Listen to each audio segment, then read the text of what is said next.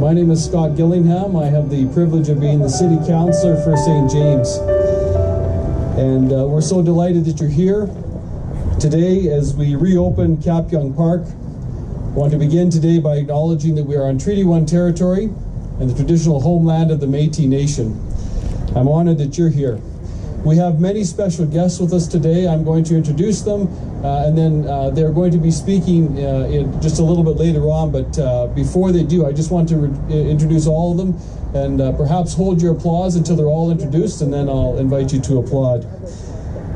We're joined today by Member of Parliament for Winnipeg South, Mr. Terry Dugan, His Worship, Mayor of Winnipeg, Mayor Brian Bowman, Mayor Kim Sung-ki of KaPyong, South Korea, Consul General of the Republic of Korea, Mr. Chung Tae-in, Major Patrick Brown, 2nd Battalion, Princess Patricia's Canadian Light Infantry, Mr. Doug Jones, and Mr. Ron Sheppard is here as well. Both are veterans of the Battle of KaPyong. There are other veterans here today of the Korean War. Mr. Cho, the President of the Korean Society of Manitoba, as well as we have an honor guard today from 2 PPCLI that have driven in from Shiloh. I see retired Lieutenant General Ray Crabb as well, members of our Royal Canadian Legions and ANAVETs, and members of our community. I know that I saw Mr. Scott Johnson, the local MLA here as well as Mr. Marty Morantz, who was a councillor just in the last term and had a lot to do with assisting this park coming to be as well. So let's welcome all of our guests this morning.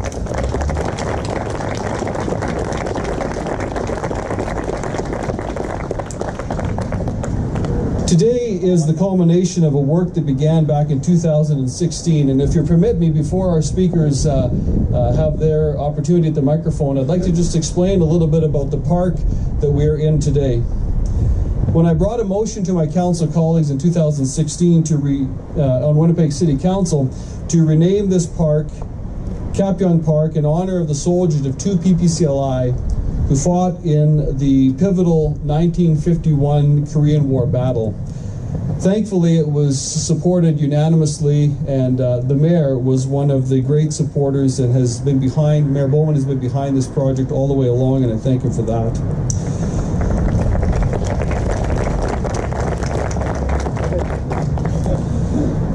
When council approved the renaming of the park, I reached out to our park staff, Mr. James Holdsworth, who could not be here today, and I asked them if perhaps they could do a little bit to spruce the park up. The fence needed to be repaired, some of the hedges need to be trimmed, and the trees need to be trimmed as well. And he turned the project over to one of the city's landscape architects, Mr. Ian Legg, to see what could be done. And to his credit, yes, Mr. Ian Legg, along with our city historian, Mr. Murray Peterson, began to work on this project, and they researched the story of the Battle of KaPyong in the context of the Korean War and the contribution that the members of 2 PPCLI made to that battle. And the result was a park design that went far beyond what I ever could have imagined as a local councillor. And I remember the day that Ian Legg contacted me, and he said he'd like to go over the plans that he'd come up with. I was blown away at what he had done. because it was his intention to create a fitting space to pay tribute to the men of 2PPCLI and their sacrifice.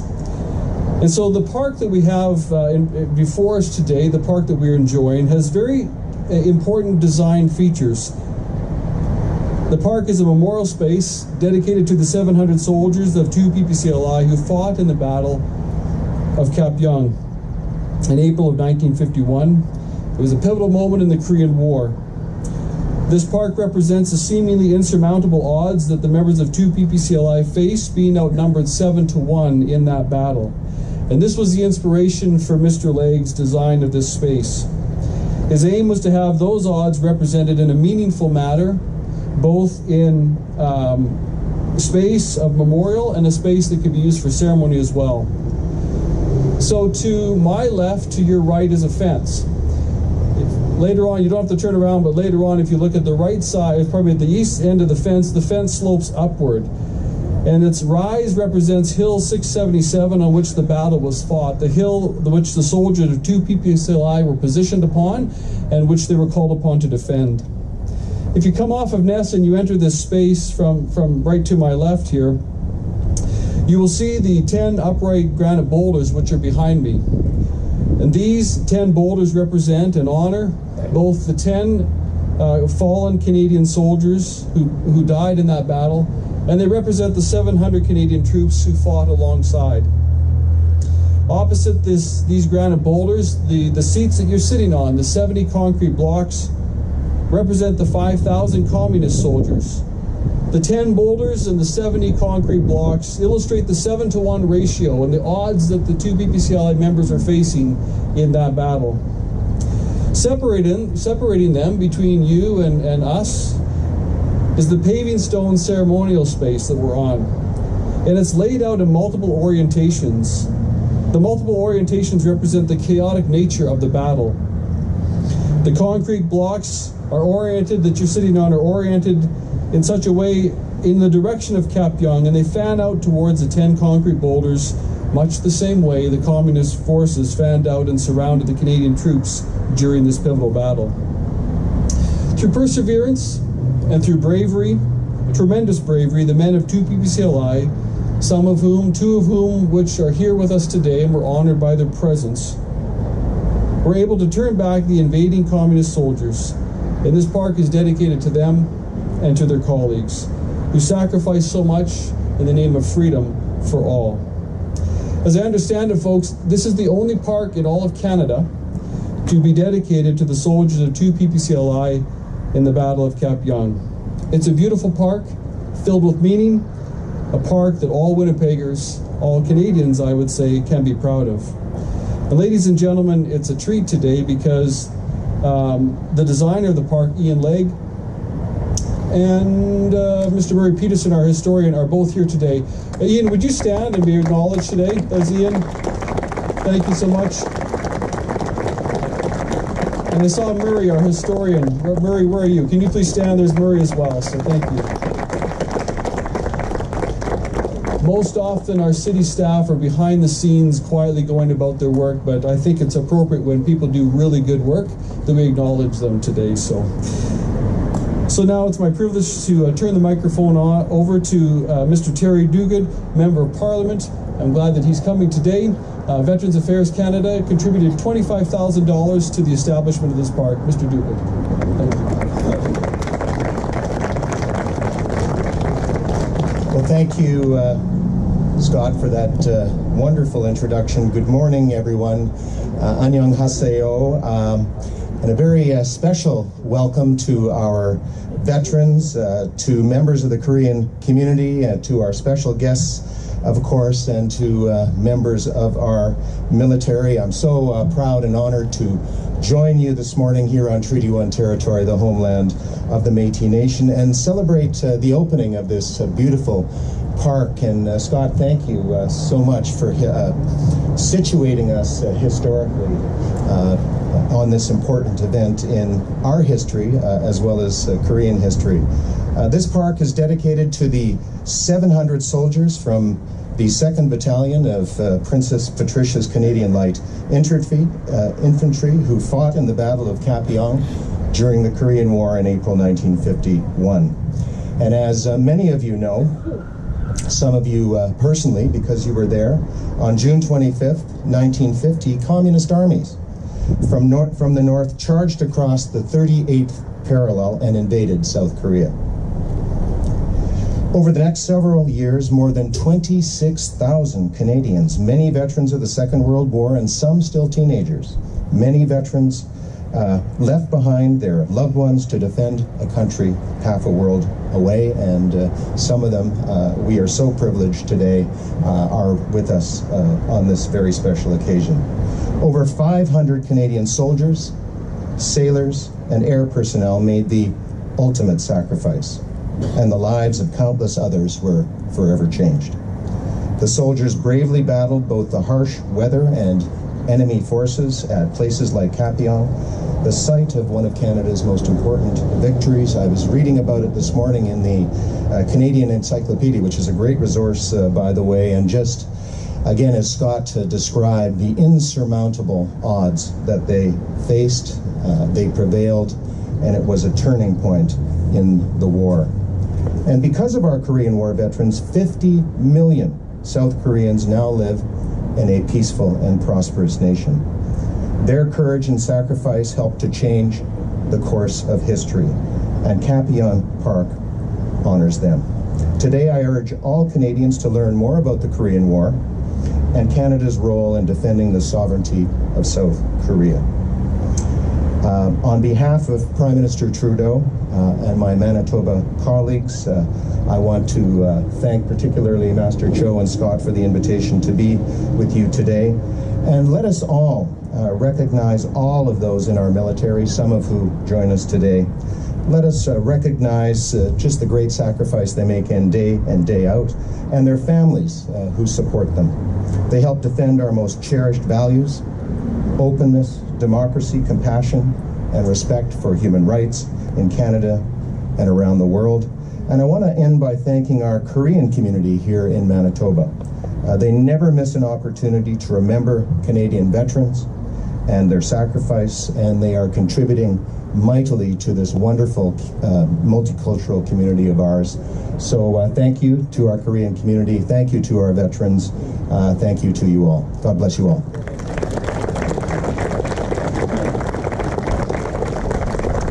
Thank you so much, Mr. Dugan. It is now my privilege to call upon the Mayor of Winnipeg, His Worship, Mayor Brian Bowman.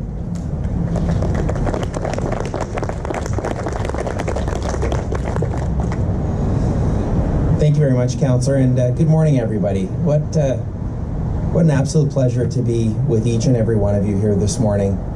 Didn't know if it was going to rain today, but of course, when you get provincial reps and federal reps and civic officials together, we can do great things.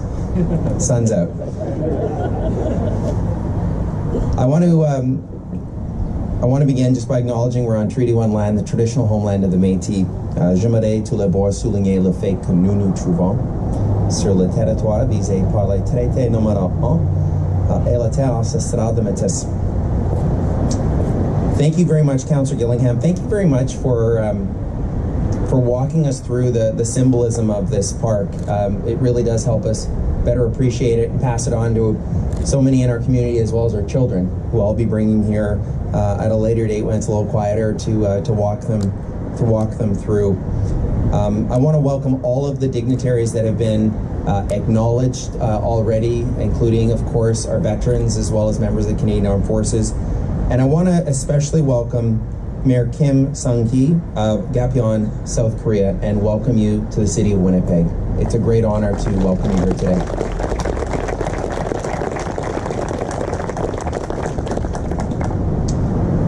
And thank you very much for the invitation to join you. Councillor Gillingham he's not going to say it, so I'll say it for him. He has been an absolute champion for this initiative from the first moment that he raised this a few years ago. He's been absolutely steadfast in his commitment to properly honoring our veterans and those that were in the Battle of KaPyong. And the fact that this was able to get accomplished and received unanimous support from previous council, and I know shared by the new council, including former Councillor Marty Morantz, who's here today, really is a testament to Councillor Gillingham's ability to work collaboratively on things that matter to the community and to the citizens we serve with his council colleagues, and for that he's extremely effective here today and throughout the years that I've had the opportunity to serve with him. And it also demonstrates a unanimous commitment to this initiative by previous and current members of council, all of whom are steadfast in their support for this beautiful transformation of this park.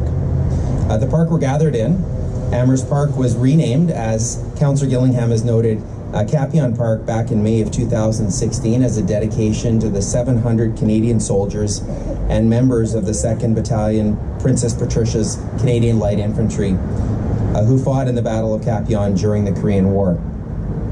The 700 Canadian soldiers who fought in the Battle of KaPyong defied incredibly great odds in defending the city of KaPyong from invasion during the Korean War. The full scope of the odds are very, very difficult to truly comprehend. I had the opportunity to travel to France a few weeks ago for the commemoration and ceremonies surrounding D-Day and the Battle of Normandy. And standing on Juno Beach with members of the Canadian Armed Forces, including veterans from Winnipeg who served there, just reminds all of us of how fortunate and privileged we are to live in the era in which we live right now in Winnipeg. A bad day for my kids often involves no Wi-Fi. And to see the sacrifice and the commitment that previous and current members of our Canadian Armed Forces demonstrate is really a testament to how incredible our country is and how great humanity can be when we work for causes that are just and that are right. Defending freedom was and remains the right thing to do, and it's why we're here today to pay tribute and honor to those that provided the ultimate sacrifice in giving their life to restore and defend freedom. The Battle of KaPyong was, as has been noted, a pivotal moment in the Korean War. 10 2nd Battalion Princess Patricia's Canadian Light Infantry and 23 were wounded defending KaPyong against an invasion force of 5,000 soldiers. KaPyong Park and the associated memorial space is dedicated to the 700 soldiers of the 2nd Battalion Princess Patricia's Canadian Light Infantry who fought in the Battle of KaPyong from April 22nd to 25th, 1951. Perhaps the most well-known reference to KaPyong in the city of Winnipeg, of course, the KaPyong Barracks, located on Route 90. Winnipeg has long been a city with a proud military history, serving as home for operations, families, and a source of personnel for some of the most important battles Canada has been part of throughout our history. Deeply embedded in our community is a respect and a commitment for members of the Canadian Armed Forces. We see it in our sports teams' names, we see it in other monuments and place names, but as the councillor has noted, no other park like a somber reminder of the unthinkable toll that those veterans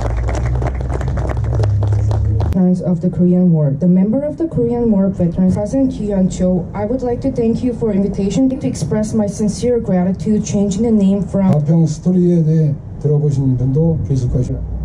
캐나다, 뉴질랜드로 구성된 Canadian and Australian petitions through a human wave strategy. 2nd Battalion of Princess Patricia's Canadian Light Infantry soldiers in the Battle of KaPyong secured the key road between Seoul. 10 young men died, 20 men were wounded during the second glorious and honored combat in the Brotherhood. We will remember your sacrifices and dedicate to express a sincere appreciation to you and Canada today. KaPyong Park and the KaPyong Stone here will make sure that Korean Canadians in Winnipeg and Canadian people, Canadian veterans, the Korean veterans, and all of you good. The stone was taken from the KaPyong area. Good morning, everyone here. 조규현, President of the Korean Battalion of the Princess Patricia's Canadian and sacrifices of Canadian soldiers. I appreciate a lot. The initiative will serve as an everlasting. Mr. Ron Sheppard, Mr. Doug Jones, and of the service and sacrifice of our against a seemingly unconquerable force. For the current members of the 2nd Battalion, the reminding houses the bulk of the unit for our daily routine, and the Warrant 1 LF Grimes building holds our maintenance and transport PPCLI. Although our soldiers are very familiar with our history, Canada's contribution to the Korean War is less prominent to the general public.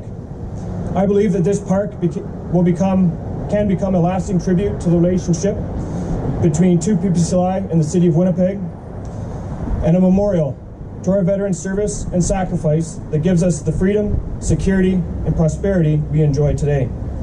I will close with a quote from RSM Grimes, who looked back on his service at the age of 85.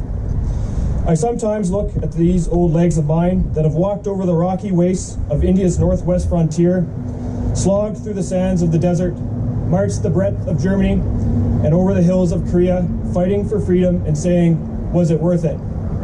And the answer is yes, it sure as hell was. On behalf of all ranks of 2 PPCLI, thank you for your continued support to our veterans and our soldiers and families of today. Thank you.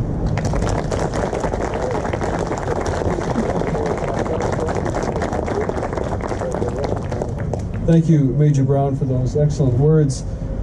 We really appreciate your presence today, and we keep them in mind as I think there's a contingent of 2 PPCLI heading to Latvia in the near future, so we certainly keep you in our thoughts as you continue on with that great work. Well, it's a special treat that we have 3 surviving members of the Battle of KaPyong. We do have other Korean War veterans who are here. We're so grateful that they're here. In Manitoba, we have 3 surviving members. Mr. Michael Jaboka, who could not be with us today, but did send his regards and his regrets. But I'm really pleased to call upon Mr. Doug Jones at this time, who is a veteran of the Battle of KaPyong, and I believe he's going to be joined today by Mr. Ron Sheppard. We're going to invite you to come as well, Mr. Sheppard, the 2 veterans of the battle who are here with us today. Let's welcome them.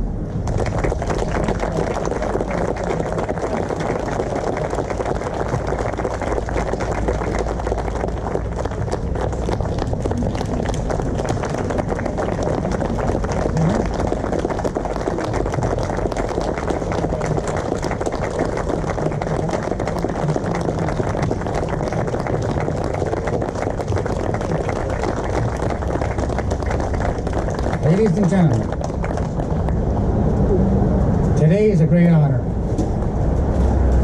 I would like to take this moment to thank our Savior, Jesus Christ, for allowing us to be here today with you.